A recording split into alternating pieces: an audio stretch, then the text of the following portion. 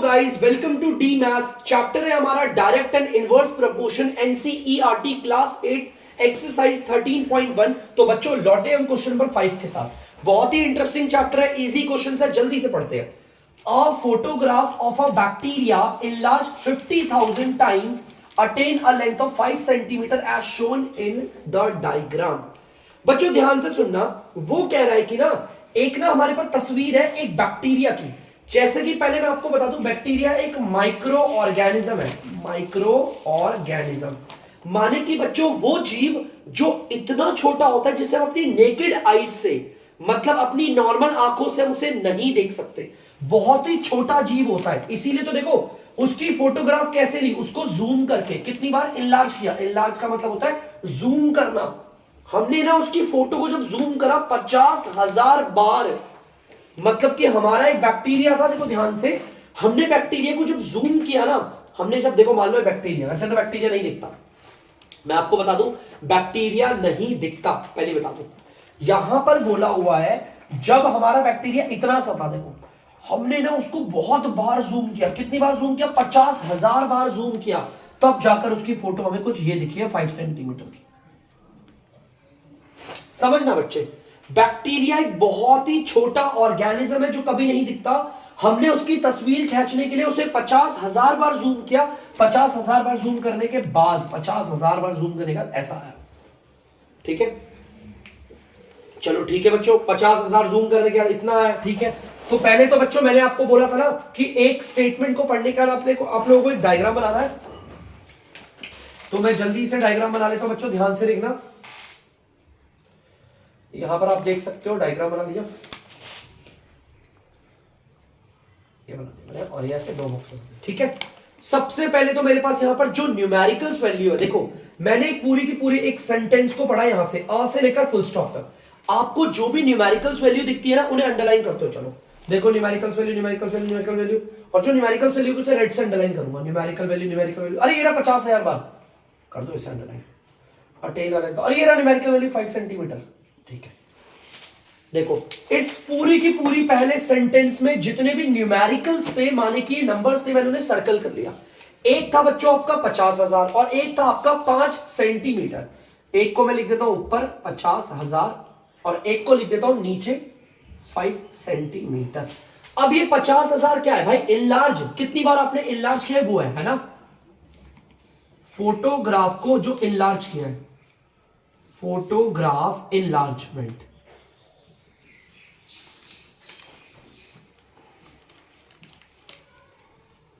बच्चों ये वही तो है।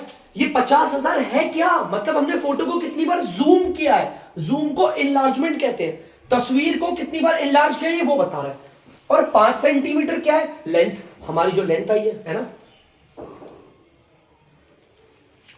Length of bacteria. बच्चों ध्यान से सुनना, हमने तस्वीर को कितनी बार जूम किया है?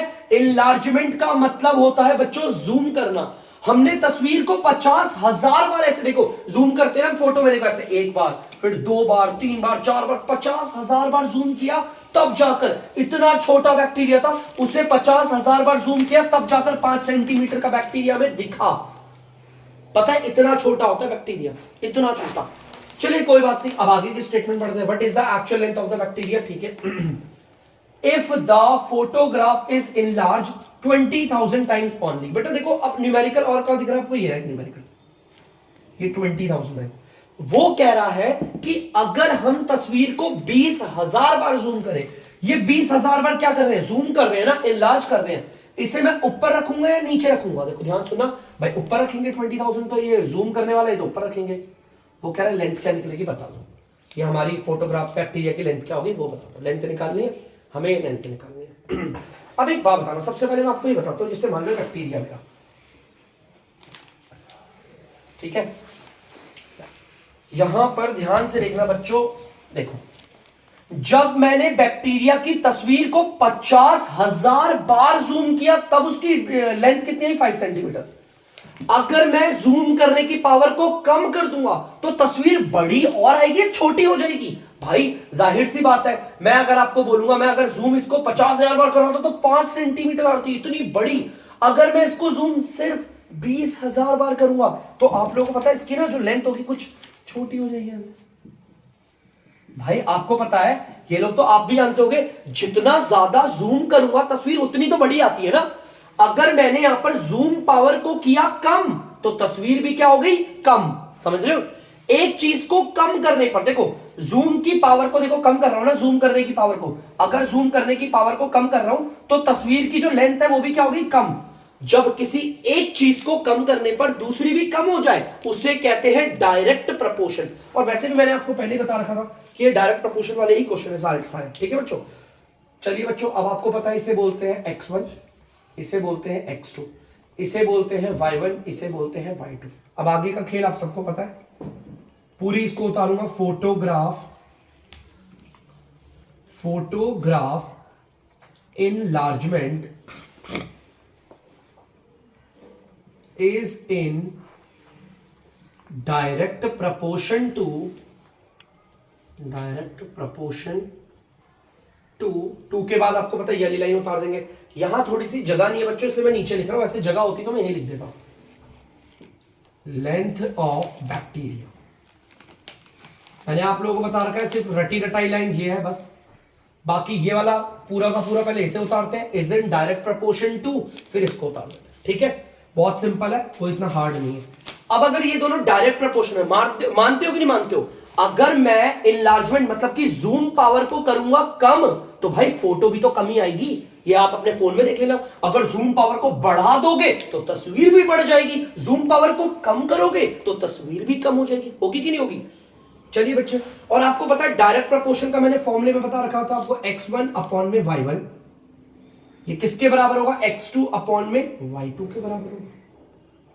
वैल्यूज को पुट करते हैं, अपॉन बनाता हूं बच्चों, ऊपर लिखूंगा x1 है ना, x1 आप देख सकते हो 50,000 है, नीचे रखूंगा y1, y1 आप देख सकते हो 5 सेंटीमीटर है, इक्वल की जगह पर इक्वल, फिर अपॉन x2 कितना है आपका देख सकते हो 20,000, y2 तो हमें निकालना है ना, तो y2 की जगह y2। अब आपको पता ही होगा क्रॉस मल्टीप्लाई हो जाएगा, जैसा आप लोग जानते होंगे। इन दोनों को मल्टीप्लाई करके यहां लिख दो भाई, इन दोनों को मल्टीप्लाई करके इधर लिखो या उधर लिखो, कोई फर्क नहीं पड़ता। इक्वल देखो y2 को और 50,000 को मल्टीप्लाई करके यहां लिख दिया। अब 5 सेंटीमीटर और 20,000 मल्टीप्लाई होके इधर आ जाएंगे। y2 निकालना है ना, तो इसे अकेला करेंगे, जो पार्ट इधर मल्टीप्लाई हो रहा है वो उधर जाकर क्या हो जाएगा, डिवाइड। और डिवाइड का मतलब मैं आपको बहुत बार बता चुका हूं बच्चों, डिवाइड का मतलब होता है आ जाएगा वो नीचे। देखो आ गया नीचे 50,000। ठीक है? अब काट पीट के आंसर निकालते हैं जल्दी से बच्चों। देखो ये लास्ट की 4 जीरो और ये लास्ट की 4 जीरो कट गई। देखो ये 5 और ये 5 कट गया, 1 1 बाई। नीचे 1 की कोई वैल्यू नहीं होती, तो ये 2 1 से मल्टीप्लाई होगा, आंसर कितना आएगा 2 ही आएगा, है ना बच्चों? देखो ध्यान से आप देख सकते हो, ये 1 और 2 मल्टीप्लाई होगा 2 आएगा, और ये सेंटीमीटर 2 सेंटीमीटर आएगा। ठीक है? आप लोग देख सकते हो आएगा 2 सेंटीमीटर। ध्यान से देखो बच्चों, अगर इनलार्जमेंट की जूम पावर को करूंगा कम, देखो देख सकते हो ना, कम किया तो तस्वीर भी क्या हो जाएगी, कम हो जाएगी। डायरेक्ट प्रोपोर्शन है ना, तो जल्दी से उतार लीजिए बच्चों से। तो बच्चों आप लोग देख सकते हैं क्वेश्चन नंबर 6 हमारा क्या है, जल्दी से क्वेश्चन को पढ़ते हैं। पहले तो हम पूरा फुल स्टॉप तक पढ़ेंगे, पहले पूरा सेंटेंस पढ़ेंगे। In a model of a ship the mast is 9 centimetre high. बेटा मास्ट का मतलब वो लंबा सा कपड़ा लगा रखा होता है ना, देखो ये कपड़ा, वो देखो बड़ी वाली शिप में देखा होगा।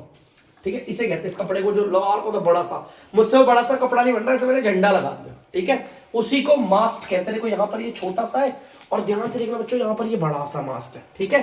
वो कह रहा है अगर मैं शिप का मॉडल बनाता हूं, मॉडल मतलब उसका छोटा सा कार्टून, अगर हम शिप का मॉडल बनाते हैं तो जो उसका मास्ट है वो 9 सेंटीमीटर का होता है, छोटा ही तो बनाएंगे। जबकि वाइल का मतलब होता है जबकि mast of the actual ship is 12 metre high. बच्चों हमने जो इस बड़ी सी शिप का मॉडल बनाया है, इस मॉडल में जो मास्ट है वो सिर्फ 9 सेंटीमीटर का है, सिर्फ 9 सेंटीमीटर का। लेकिन अगर हम बात करें बच्चों अपनी एक्चुअल शिप की, तो हमारी जो असलियत की शिप है ना, उसमें मास्ट 12 मीटर लंबा है। बेटा 12 मीटर का मतलब होता है 3-4 मंजिला, 4 मंजिला घर देखा, उतना बड़ा मास्ट है। अब मॉडल में तो हम छोटा छोटा बनाएंगे ना, तो देखो समझ में आया, हमारी असलियत की शिप में जो मास्ट है असली का वो 12 मीटर का है, और जो हमारा मॉडल वाली छोटी वाली डुप्लीकेट शिप है उसमें मास्ट जो कार्टून के लिए बना रखी है उसमें मास्ट कितना है, 9 सेंटीमीटर का। तो फुल स्टॉप तक पढ़ लिया। अब करना कुछ नहीं है बच्चों, ध्यान से सुनना, मैं इस पूरे के पूरे सेंटेंस को पढ़ूंगा, जहां पर दिखेंगे नंबर अंडरलाइन कर दूंगा। अरे ये 9 centimetre number number number number number, अरे ये 12 मीटर नंबर को अंडरलाइन कर दिया, ठीक है। अब बना लो जल्दी से टेबल। टेबल तो हर क्वेश्चन में बनेगा, मैंने बताया था आप लोगों को, और अगर आप लोग भूल गए प्यारे प्यारे बच्चों तो भूल जाओ, कोई दिक्कत नहीं, ठीक है। ध्यान से देखना बच्चों, सबसे पहले अच्छा ऐसे बना देता हूं ध्यान से, एक तरफ है 9 सेंटीमीटर तो मैंने ऊपर लिख दिया 9 सेंटीमीटर, ठीक है, और एक तरफ 12 मीटर है तो मैंने 12 मीटर लिख दिया। मैंने अभी आपको समझाया था ये 9 सेंटीमीटर क्या है, मैं लिखता हूं ये मास्ट है। मास्ट है किसका, एक्चुअल शिप का या मॉडल शिप का, हमारे मॉडल शिप का है, मास्ट ऑफ मॉडल शिप। और ये 12 मीटर ये क्या है, ये भी मास्ट है ऑफ एक्चुअल शिप। आप चाहे तो लेंथ ऑफ करके भी लिख सकते हो, लेंथ ऑफ करके, ठीक है। अब बच्चों ध्यान से देखना, आगे आपको पता होगा, ध्यान से देखना। अगर मैं आपको बोलूं, ध्यान सुनना, किसी, ये मैं आपको बता रहा हूं डायरेक्ट प्रपोर्शन में कैसे समझाता हूं।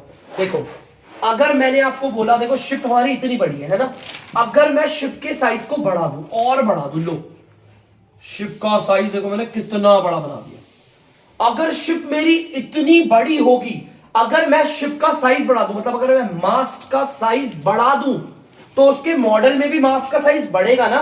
देखो इतनी बड़ी शिप का, देखो मेरे इस वाली शिप का मास्ट है, ध्यान से, ठीक है, ध्यान से देखना, इस वाली शिप का मास्ट ये रहा, ठीक है। मान लो अगर मेरी इस वाली शिप का मास्ट जो है मैं बड़ा बना रखा हूं, तो अब मेरी मॉडल शिप में भी जो मास्ट होगा वो थोड़ा क्या होगा, बड़ा होगा।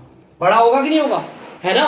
अगर मैं हकीकत वाली शिप को बढ़ा रहा हूं तो मेरी मॉडल शिप भी तो बढ़ेगी ना हल्की। अरे मैं बोल रहा हूं यार, देखो ध्यान से, हमारी ये इतनी सी शिप थी, हमारी ये इतनी सी शिप थी, उसका मॉडल देखो जरा सा, मैंने शिप को बढ़ा दिया तो उसका मॉडल भी तो बढ़ा ना, देखो बढ़ गया ना। एक चीज को बढ़ाने पर, किसी एक चीज को बढ़ाने पर दूसरी भी बढ़ रही है ना, तो यह है डायरेक्ट प्रपोर्शन। क्या बच्चों, डायरेक्ट प्रपोर्शन। तो आपको पता लाइन क्या लिखोगे आप, mast of model, mast of model ship is in direct proportion, proportion कैसे लिख रहा हूं, टू, बच्चों जगह नहीं है जितनी है लिख देता हूं, मास्ट ऑफ एक्चुअल शिप।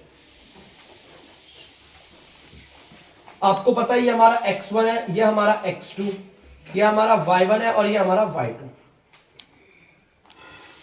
शायद से मैंने कुछ गलत कर दिया बच्चों, आप लोगों ने बताया भी नहीं, ध्यान से देखना, ये x1 x2 और ये y1 y2, ठीक है, ध्यान से देखना।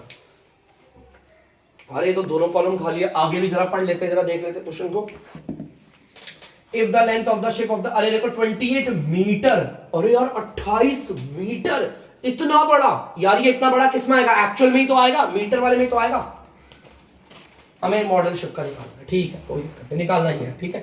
किसी को अगर कंफ्यूजन हो, सर आपने 28 मीटर को, मुझे लगता है मेरा मेमोरी कार्ड हो गया खराब, यहां पर ये 28 मीटर है, ठीक है, मैंने 28 मीटर को इसमें क्यों रखा, मीटर के नीचे रखा। 28 मीटर बहुत बड़ा होता है, 28 मीटर का मतलब पता है, जानते हो कितना होगा, ये 8-10 मंजिला का होगा, इतना बड़ा यार, ये तो हकीकत वाली शिप में आएगा। अब आप लोगों को पता है x1 अपॉन में y1 is equal to x2 upon में y2। अब वैल्यूज को बिठाना है तो अपॉन बनाता हूं, x1 कितना है 9 सेंटीमीटर, y1 कितना है 12 सेंटीमीटर, 12 मीटर, x2 कितना है पता ही नहीं, तो x2 की जगह x2 देखो नहीं पता, और y2 कितना है 28 मीटर।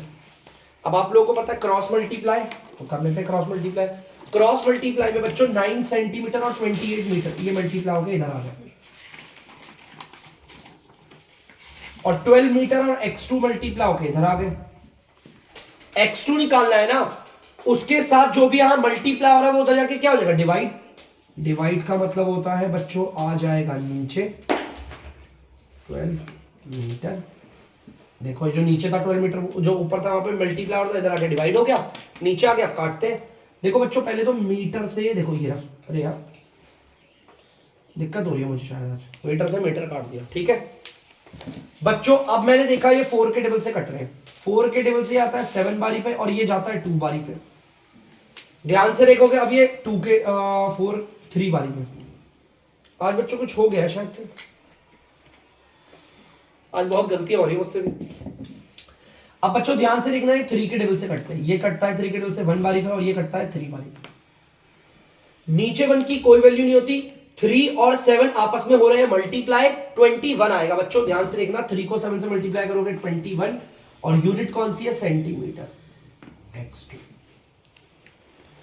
बच्चों 21 सेंटीमीटर आया। मैं यहां पे लिख देता हूं 21 सेंटीमीटर। ध्यान से सुनना बच्चों, एक बार ध्यान से, अगर आप असलियत की हकीकत की शिप के मास्ट को बढ़ाओगे, देखो बढ़ा रहे हो ना, तो मॉडल वाले में भी बढ़ेगा, ठीक है। तो जल्दी से कर लीजिए बच्चों। तो बच्चों आप लोग देख सकते हैं क्वेश्चन नंबर 7, तो जल्दी से पढ़ते हैं क्वेश्चन नंबर 7 क्या कह रहा है। फुल स्टॉप तक पढ़ेंगे, पहला सेंटेंस पढ़ेंगे। Suppose 2 kg of sugar contain 9 into 10 to the power 6 crystals. यहां पर क्वेश्चन क्या कह रहा है, मान लो 2 किलो चीनी हमारे पास, चीनी में दाने होते हैं ना छोटे छोटे, उसे कहते हैं क्रिस्टल। भाई 2 किलो चीनी में कितने क्रिस्टल होंगे, 9 into 10 to the power 6 crystals, और इतने सारे दाने। चलो ठीक है, एक काम करते हैं, टेबल तो बनाना ही है, टेबल बनाते हैं।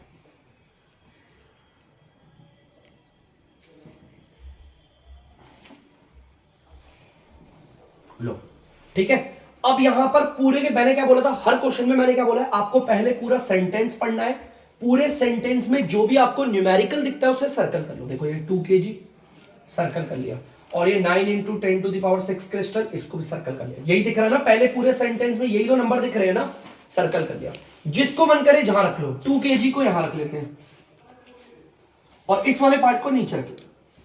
किसी का मन है इसे ऊपर रखने का, तो इसे भी ऊपर रख दो, ठीक है, 10 to the power 6, ठीक है।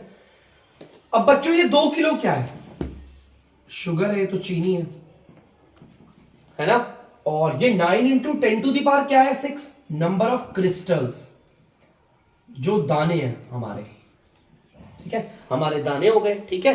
भाई 2 किलो चीनी में कितने दाने होते हैं, 9 into 10 to the power 6, ठीक है। चलो आगे देखते हैं, how many sugar crystals are there in 5 kg of sugar. अब भाई देखो यहां पर पहला वाला पार्ट हमारा कह रहा है हमें 5 kg ऑफ शुगर में निकालना है। देखो ये रहा, अब इस 5 kg को, ये 5 किलो चीनी है, इसे ऊपर रखूंगा नीचे रखूंगा, ये आप लोग भी जानते होंगे, मैं रखूंगा इसे ऊपर 5 kg, ठीक है। निकालना कितना होगा, चलो ठीक है, पहले क्वेश्चन में तो ये करना है।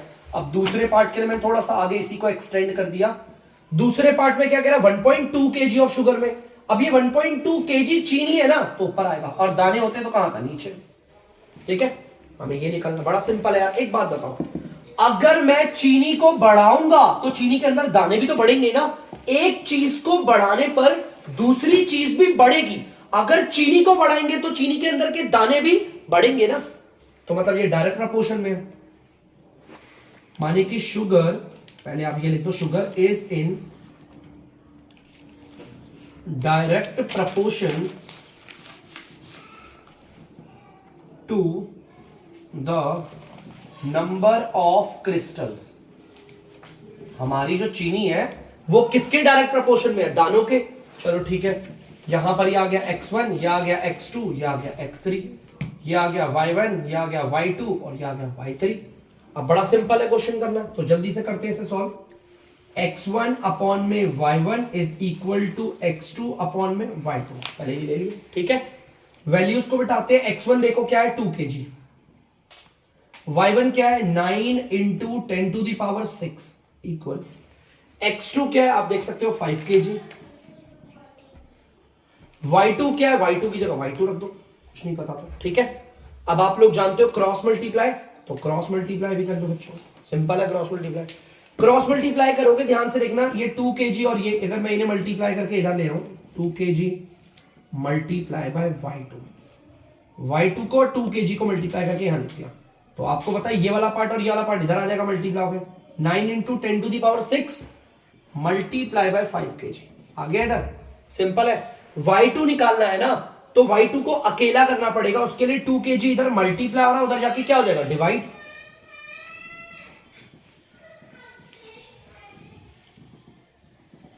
डिवाइड का मतलब होता है बच्चों आ जाएगा नीचे, ठीक है, dr पड़ गया।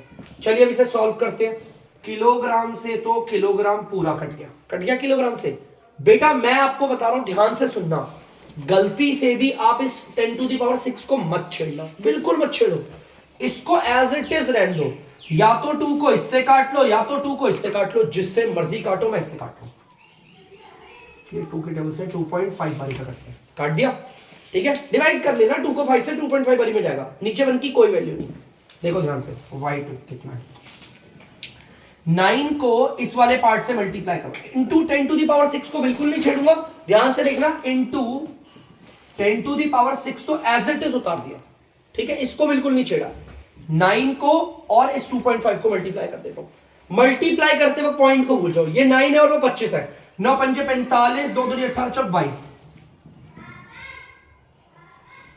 अब देखो क्या इसमें पॉइंट था? नहीं, इसमें पॉइंट कितने डिजिट के बाद है? 1 डिजिट के बाद है, तो आप 1 डिजिट कर लो।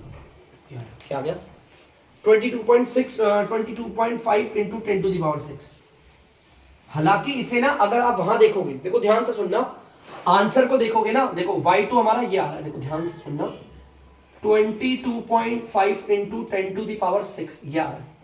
बेटा मैं आपसे कह रहा हूं ना, ध्यान से सुनना, अगर आप एक बार अपना पीछे, पहले आप इसे करो फिर बताता हूं, पहले जल्दी से नोट डाउन। तो बच्चों आई होप आप लोगों ने उतार दिया होगा। अब आप ना पीछे अगर बुक से देखोगे एनसीईआरटी से, तो आप बोलोगे सर ये आंसर गलत है। गलत कुछ नहीं है, आंसर सही है। लेकिन जब भी हम ऐसे इंटू 10⁻, इसे कहते हैं साइंटिफिक नोटेशन। अगर आप कभी आंसर को ऐसे लिख रहे हो ना, तो याद रखना पॉइंट के पॉइंट ये कितना है, 22 आ रहा है। पता है नंबर ना हमारा 1 से लेकर 9 के बीच में रहना चाहिए, या तो सिंपल मैं ट्रिक बताता हूं, पॉइंट सिर्फ ना एक ये दिख रही है, देखो ये पहली डिजिट के बाद ही होना चाहिए पॉइंट। मैंने एक काम करा, 2 लिया, 25 लिया, पॉइंट यहां था ना, मैंने इसे पहली डिजिट के बाद लगा दिया। पॉइंट ना पहली डिजिट के बाद होना चाहिए, ठीक है। और अगर मैंने पॉइंट को 1 डिजिट खिसकाया है, तो यहां पर 1 नंबर बढ़ जाएगा। समझाता हूं, देखो बच्चों, 3.9 इंटू 10⁵ है। मुझे इसे साइंटिफिक नोटेशन में लिखना है, तो पॉइंट को एकदम पहले नंबर के बाद लेकर आऊंगा। देखो ध्यान से, 3.739 ले आया। देखो पॉइंट को कितने डिजिट के बाद खिसकाया? 1 2 के बाद खिसका के लाया ना इधर 2, तो यहां पर 2 डिजिट बढ़, 2 नंबर बढ़ जाएंगे, 7 हो जाएंगे। ऐसे यहां पर देखो, मैं पॉइंट को यहां लेकर आऊं, साइंटिफिक नोटेशन कहती है कि पॉइंट को ना पहली डिजिट के बाद ही रखना है, तो पहली डिजिट के बाद रख दिया मैंने। पॉइंट को मैं इधर ले आया, 1 डिजिट के बाद खिसकाया ना, तो 1 नंबर बढ़ा मैंने, ठीक है। आप चाहो तो बच्चों, फिर भी मैं बोल रहा हूं, आप चाहो आंसर ऐसे लिखो, बात एक ही है। 2.25 इंटू 10⁷। आप चाहो तो ये लिख लो, आप चाहो तो ऊपर वाला लिख लो, कोई अंतर नहीं है। जल्दी से बच्चों इसे कर लीजिए। तो बच्चों आप लोग देख सकते हैं, अब ये वाला लेना है, तो x1 अपॉन में y1 is equal to x3 upon में y3 ले लिया, ठीक है, ये वाला ले लिया। वैल्यूज को बिठाते हैं, x1 आपका 2 kg, y1 आप देख सकते हो 9 इंटू 10⁶, इक्वल की जगह इक्वल। x3 आप देख सकते हो क्या है, 1.2 kg, और y3 हमें नहीं पता, y3 की जगह पे y3 आ गया, ठीक है। अब करेंगे बच्चों इसमें क्रॉस मल्टीप्लाई। क्रॉस मल्टीप्लाई के अकॉर्डिंग 2 kg आ गया, इनटू में y3 आ गया। मैंने इस वाले पार्ट को और इस वाले पार्ट को मल्टीप्लाई करके यहां रख लिया, तो उन दोनों को उधर भेज देते हैं। 9 इंटू 10⁶ इंटू 1.2 kg, ठीक है। चलो देखते हैं आगे। यहां पर 2 kg मल्टीप्लाई हो रहा है, उधर जाके क्या हो जाएगा, डिवाइड। डिवाइड का मतलब है बच्चों नीचे आ जाएगा dr पे। चलो नीचे आ गया 2 kg। अब इसे सॉल्व करते हैं बच्चों, बहुत सिंपल है, किलोग्राम से तो किलोग्राम कट गया, बहुत सिंपल है बच्चों। अब बहुत बच्चे बोलेंगे कि सर 2 से ना ये 9 को काटना मुश्किल है, लेकिन ये 12 काटना आसान होता है, लेकिन यहाँ सर पॉइंट आ रहा है। कोई बात नहीं, पॉइंट को भूल जाओ, ये 12 है मान लो, ठीक है। डिवाइड काटते अपने पॉइंट को भूल जाओ, ये 2 है और यहाँ पर 12 है। देखो ये कटा 2 के टेबल से 1 बारी में, और ये कितनी बारी में कटेगा, 6 बारी पे। 6 बारी पे तो कटेगा 12, है ना। यहां पर 1 डिजिट का पॉइंट है, तो आप 1 डिजिट लगा, 1 डिजिट का पॉइंट लगा, और पॉइंट से पहले कुछ नहीं था तो 0। अब देखो बच्चों ध्यान से, y3 कितना आ रहा है, इंटू 10⁶ को तो बिल्कुल नहीं छेड़ने वाला मैं, ये रहा देखो, ठीक है। 9 को और इसको मल्टीप्लाई करना है, मल्टीप्लाई करते फिर भूल जाओ पॉइंट को, 9 को और अगर 6 को मल्टीप्लाई करोगे आएगा 54, पॉइंट एक डिजिट के बाद है, एक डिजिट के बाद है। और ये पहले से ही साइंटिफिक नोटेशन में है, देखो ध्यान से, पॉइंट पहले डिजिट के बाद ही लगा हुआ है ना, पहले से ही साइंटिफिक नोटेशन में, तो हम इसे लिख देंगे 5.4 इंटू 10⁶। आप पीछे आंसर भी देख सकते हैं, सही आएगा। तो बच्चों आप लोग देख सकते हैं क्वेश्चन नंबर 8, तो जल्दी से क्वेश्चन नंबर 8 को पढ़ता हूं मैं आपके सामने और बताता हूं क्वेश्चन नंबर 8 क्या कह रहा है। Rashmi has a road map with a scale of 1 centimetre representing 18 kilometre, full stop है बच्चों, रुक गए। जैसा कि मैंने आपको बताया था पूरा का पूरा स्टेटमेंट को पढ़ना है, पहली सेंटेंस को बस खाली। तो बेटा पहले सेंटेंस को हमने पूरा पढ़ लिया, और क्या कह रहा है देखो ध्यान से। रश्मि नाम की लड़की के पास एक ना रोड मैप है, रोड का नक्शा है, मान लो ये रहा रोड का नक्शा, ये लो एक रोड का मैप है। अब उस रोड के मैप में अगर 1 सेंटीमीटर की लाइन है ना, देखो ये लाइन 1 सेंटीमीटर की, रोड पे अगर ये 1 सेंटीमीटर की लाइन है तो इसका मतलब ये 18 किलोमीटर के बारे में बता रहा है, क्योंकि 18 किलोमीटर लंबी लाइन तो बना नहीं सकता ना रोड पे, 18 किलोमीटर लंबी लाइन नहीं बनाई जा सकती। मतलब कि इस नक्शे में जो 1 सेंटीमीटर की लाइन है वो एक्चुअली में क्या रिप्रेजेंट कर रही है, 18 किलोमीटर की रोड को दिखा रही है। तो बच्चों पहले सेंटेंस पढ़ना है और नंबर को लगा देना सर्कल, देखो नंबर कौन है, देखो यहां पर कोई नहीं है, ये रहा और एक ये रहा, ठीक है। जो जल्दी से यहां पर ऐसे खींचनी है लाइन और बना देना टेबल। टेबल बनाना बड़ा सिंपल है, पहले सेंटेंस को पढ़ना है, नंबर को सर्कल कर देना, ठीक है। अब ध्यान सुनना, 1 सेंटीमीटर को मैंने ऊपर रख दिया बच्चों, 18 किलोमीटर को यहां मत रखना, नीचे रखना, 18 किलोमीटर को नीचे रख दिया, ठीक है। ये 1 सेंटीमीटर क्या है, scale of map, scale of map. और ये 18 किलोमीटर क्या है, एक्चुअल रोड है यार, ये हकीकत की रोड है, रोड लेंथ।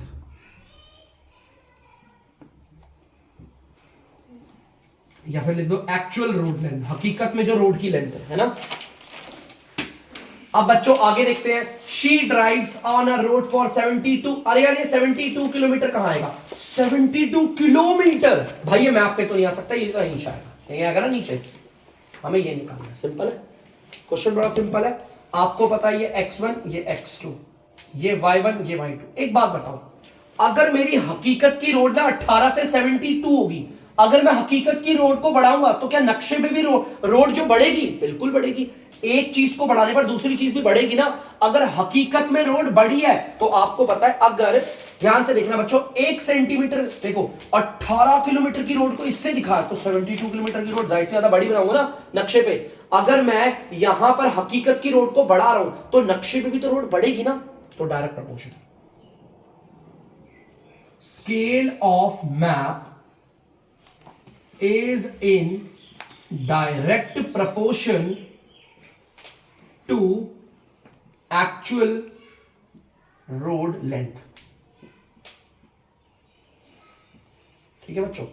तो आपको पता अगर ये डायरेक्ट प्रपोर्शन में है तो x1 अपॉन में y1 is equal to x2 upon में y2। वैल्यूज को बिठाते हैं, x1 है आपका 1 सेंटीमीटर, y1 है आपका 18 किलोमीटर, इक्वल की जगह इक्वल, x2 आपको पता नहीं है, y2 आप देख सकते हो 72 किलोमीटर है। अब करेंगे क्रॉस मल्टीप्लाई, जल्दी से कर देते हैं क्रॉस मल्टीप्लाई, ठीक है। 1 सेंटीमीटर और 72 किलोमीटर मल्टीप्लाई होके लेफ्ट पे आ गए, इधर LHS में इक्वल की जगह इक्वल, ये दोनों मल्टीप्लाई हो गए इधर आ गए। x2 निकालना है, ये 18 किलोमीटर इधर मल्टीप्लाई हो रहा है, उधर जाके हो जाएगा डिवाइड। बच्चों डिवाइड भी कर देते हैं, डिवाइड का मतलब है इधर आगे नीचे मल्टीप्लाई हो गया, यहां आ गया x2, ठीक है। देखो इधर आके नीचे डिवाइड हो गया, सॉरी किलोमीटर से किलोमीटर कट गया, 18 1 जा 18 4 जा, ये कटता है, नीचे 1 की कोई वैल्यू नहीं। 4 को अगर 1 से मल्टीप्लाई करोगे कितना आएगा 4, और सेंटीमीटर बचा, देखो बचा ना सेंटीमीटर। तो हमें पता चल गया नक्शे में कितनी रोड दिखेगी, हमारी 72 किलोमीटर वाली लंबी रोड नक्शे पे दिखेगी 4 सेंटीमीटर पे, ठीक है। बड़ी दिख रही है ना। देखो हकीकत की रोड को बढ़ाया तो नक्शे पे भी रोड क्या हो गई, बढ़ गई ना, डायरेक्ट प्रोपोर्शन है, उतार लीजिए। तो बच्चों आप लोग देख सकते हैं क्वेश्चन नंबर 10, और बच्चों गलती से क्वेश्चन नंबर 10 उतार दिया हमने, 9 कोई बात नहीं, करवाएंगे, डोंट वरी। अच्छा बच्चों ध्यान से सुनना, मैं आपको ये 10वां क्वेश्चन करवाता हूं, पहला क्वेश्चन भी रह रहा है हमारा और ये 9th वाला भी रह रहा है, इसे भी करवा दूंगा, डोंट वरी, ठीक है। अ लोडेड ट्रक ट्रैवल्स 14 किलोमीटर इन 25 मिनट। देखो पहला सेंटेंस पूरा पढ़ लिया फुल स्टॉप तक, ध्यान से सुनना क्या कह रहा है। एक लोडेड ट्रक है, भरा हुआ ट्रक है, जो कि 14 किलोमीटर की यात्रा करता है और 25 मिनट लगाता है बस। बोलो बढ़िया भाई। पहली स्टेटमेंट को पढ़ने का और नंबरों को सर्कल कर लेने का, तो ही बोला। उसके बाद बच्चों यहां पर बना लो आप एक table, simple, so as simple. एक तरफ 14 किलोमीटर है, उसे ऊपर रख दिया, एक तरफ 25 मिनट है, उसे नीचे रख दिया। ये क्या है बच्चों? Distance travelled, distance travelled bye truck, truck के द्वारा कितना दौड़ा, और टाइम टेकन, ये क्या है? टाइम टेकन, कितना टाइम लिया, है ना बच्चों। एक तरफ ये 14 किलोमीटर क्या बता रहा है, हमारे ट्रक ने कितनी यात्रा ट्रैवल की, और ये 25 मिनट हमारा समय है। ठीक है, आगे पढ़ते हैं। If the speed remain the same, speed नहीं बदलेगी, ट्रक ड्राइवर पूरे रास्ते भर एक ही स्पीड से चल रहा है। How far it can travel 5 hour, अरे ये तो 5 आवर है, 5 घंटे, ये समय में आएगा ट्रेवल में आएगा? अरे यार ये तो यहां आएगा, यहीं आएगा ना, गलत तो नहीं बोल रहा, 5 आवर तो यही आएगा। ठीक है, भले बच्चे बोलेंगे सर यहां पर तो मिनट में चल रहा है, आप इसे भी मिनट में बनाओ। आपको पता है अगर आर से मिनट में जाना है, सिर्फ इसको 60 से मल्टीप्लाई कर दो, आ गया मिनट, बन गया मिनट। ठीक है, ठीक है। अब जैसा कि एक बात बताओ बेटा, अगर मैं समय को बढ़ा दूं तो ट्रक ज्यादा दूर तक जाएगा कि नहीं जाएगा, बताओ, है ना। अगर मैं बोल रहा हूं ट्रक 25 मिनट में 14 किलोमीटर जा रहा है, तो इतने मिनट में तो ज्यादा जाएगा ना। अगर मैं टाइम को बढ़ाऊंगा तो ट्रक ज्यादा ट्रैवल करेगा कि नहीं करेगा। एक चीज के बढ़ने पर दूसरी चीज बढ़ेगी कि नहीं बढ़ेगी बच्चों? बढ़ेगी, ऑफ कोर्स बढ़ेगी, है ना। अगर 25 मिनट में ट्रैवल 14 किलोमीटर ट्रैवल कर रहा है, तो इसे देखो ये 300 मिनट है, 300 मिनट में तो ट्रक पता नहीं कहां चला जाएगा, है ना। मतलब ये है, अगर वक्त को बढ़ाया तो दूरी भी बढ़ेगी। तो ये डायरेक्ट प्रपोर्शन में बच्चों कैसे लिखेंगे, देखो, डिस्टेंस ट्रेवल्ड बाय ट्रक, मैं शॉर्ट फॉर्म में लिख रहा हूं, आप करना, is in direct proportion to time taken. पता ना कैसे लिखी है, ये वाली लाइन रटी हुई है, ये वाली पहले आती है, फिर बाद में ये वाली लाइन आती है डायरेक्ट प्रपोर्शन की, फिर ये आती है।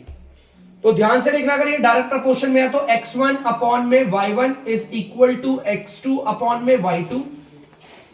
x1 की वैल्यू आप देख लेते हैं 14 किलोमीटर, अपॉन में y1 देख सकते हैं 25 मिनट, x2 आपका नहीं पता, y2 अगर मल्टीप्लाई करोगे तो 300 मिनट आएगा बच्चों। अब कर देते हैं बच्चों इन्हें क्रॉस मल्टीप्लाई। ठीक है, 25 मिनट और ये आपस में इधर आके मल्टीप्लाई हो गए, और ये 14 किलोमीटर और 300 मिनट इधर मल्टीप्लाई हो गया। x2 निकालना है, तो अगर यहां पर ये देखो 25 मिनट को उधर भेजना पड़ेगा, ये इधर मल्टीप्लाई हो रहा है, उधर जाके क्या होगा, डिवाइड, मतलब कि बच्चों चला जाएगा नीचे dr पे।